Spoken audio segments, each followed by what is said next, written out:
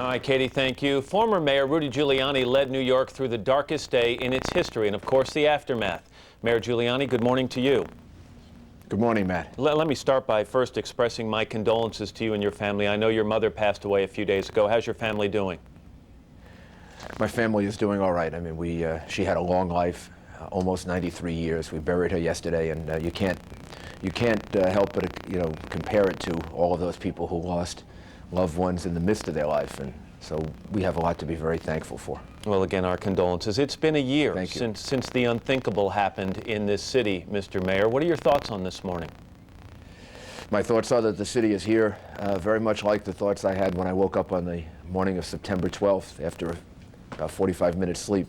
The city is here. It is very strong. It's going to have to endure this pain, because it is a tremendous amount of pain, because we know the people that we lost. On the way in here this morning, I saw a man who lost his son, and we hugged. But we're stronger for it. We're stronger for it because we survived it, and we understand how important the things we're fighting for are. You know, there's going to come a time this morning, Mayor Giuliani, where you'll take part in this ceremony at Ground Zero, and you'll begin to read the names of the people who were lost on that day. Do you expect that to be a very difficult time for you? Yeah, I have expected for some time this to be a very difficult day. And I guess, like many people, I'm hoping, that we're over it and we're into tomorrow, but it's a necessary day. It's a day in which we remember the awesome bravery of the people who displayed more bravery in the face of evil than I've ever seen before, who conducted the very best rescue operation in the history of this country, saving over 25,000 people. I'll never forget, Matt, when I flew down here that morning, and I went to the fire department command post, and things were falling down around us. And then we had to face what happened. If you had asked me how many people we would have lost, it could easily have been 3 or 4 times more. I think you said that day, you said the number of dead will be more than any of us can bear.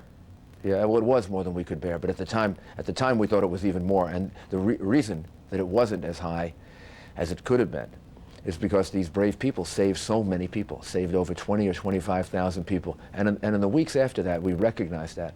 And somehow, as time moves away, we don't realize the most horrible, horrific attack in the history of this country, the worst losses we've ever sustained, and the bravest response on the part of uniformed services and other people that we've ever witnessed in any 4, 5, 6 hour period. As I get back to you reading the names of those who died, there's a good chance you'll be reading the names of people whose funerals you attended.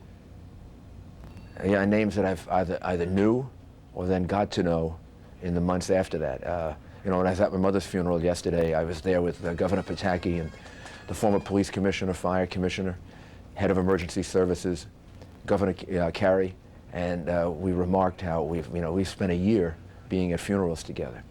But it gave us strength. Every one of those funerals gave me strength.